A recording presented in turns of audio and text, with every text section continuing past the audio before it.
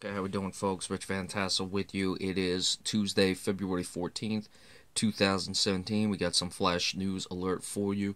In the NBA, Serge Ibaka has been traded from the Orlando Magic to the Toronto Raptors.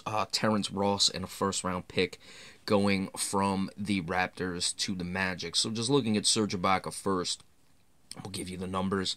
Putting up 15.1 points, 6.8 rebounds, 1.6 blocks. Those blocks are a little bit down from what he's had in the past. I mean, he's gone over 3 blocks. He's gone damn near 4 blocks at one point. Was just under 2 last year. Back up to 1.6, or down to 1.6 this year. That's the lowest since his rookie season. The 15.1 points equals 2013-2014, where he also put up 15.1. Those are the only times he's been over that. But over the past 5 or so years, 13.2, the 15.1, 14.3, went down a little bit to 12.3 last year, back up to 15.1. Of course, a guy who can stretch the floor, only averages about 4 3-point shots a game, but still shoots just under 39%. So good in that regard. Coming to Toronto, certainly I like the dynamic of pairing him inside with Jonas Valanciunas. Valanciunas is a guy who does more of the inside dirty work, offensively, that is. Obviously, Serge Ibaka can get that done on the defensive side of the ball with the blocking, the rebounding a little low.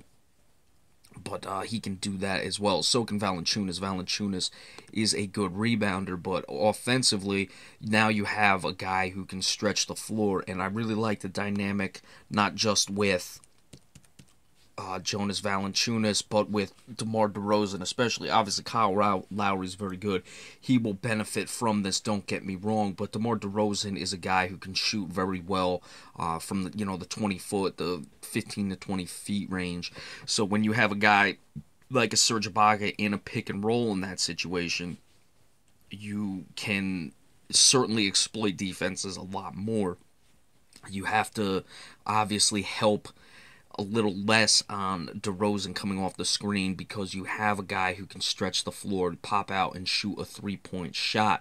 And if you're not helping initially on the screen with DeRozan, that means you have to commit guys off the ball, off the screen and roll to come help. That'll open things up for the rest of the guys like a DeMar Carroll who can also knock down three-point shots.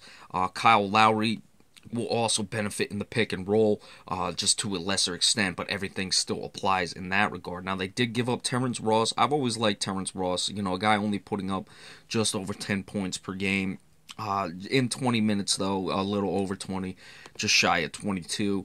So he's not like getting that many minutes. He was a little less of a three-point shooter than Serge Ibaka, but he's taking about one more per game and shooting only like a percentage lower than that. So, taking a little more, you're basically getting the same point output, just a little less on the percentage as far as the three-point line. But Ibaka gives you a lot more. Defensively, certainly will allow the guards. Lowry's a pretty good defensive guard. DeRozan, a little bit more suspect, but DeMar Carroll is a guy who's a good defensive small forward. He will certainly be able to pressure the ball more because you have a Serge Ibaka who can then help out, and then you're not so concerned about helping with a Serge Ibaka because you have a Valanciunas who can then control the glass. When you have a Serge Ibaka moving out to defend drivers, to block shots, you have a big body like a Valanciunas. You also have Lucas Nogueira, who's a guy I've liked coming off the bench. Patrick Patterson as well will move to the bench, so you have a decent now second unit, because Patrick Patterson, who was pretty solid, did a lot of the things similar to Serge Ibaka, just at a little bit less of a level. Patterson could knock down a three here and there. He shoots at about 36%, shoots about half a three less per game. I know that doesn't make sense. That's just going off the averages. Shoots a little less of the percentage. So, Serge Ibaka is just more of an upgrade from Patrick Patterson. Now you move Patterson to the bench. You have a nice defensive presence in the front court coming off the bench. But a lot of things I think that Serge Ibaka mixes very well with this team. It's a nice addition. Toronto has been sputtering. Of course, you have the All-Star break coming up. Let's see if Ibaka even plays in any of these games leading up to the All-Star break. You have a long week of practice because of the extended All-Star break to get him involved. That's something to look forward to. But just a lot of things can be done. Corey Joseph is another guy, I think, who can pester the ball when he comes off the bench. And as we said, now moving with Nogueira and Patterson in the second unit, you can really do very much the same things defensively that you have when the second unit comes in. So, good addition for the Toronto Raptors. This certainly will bump them up. You got to see now if a team like the Celtics will make a trade. Let's see what happens.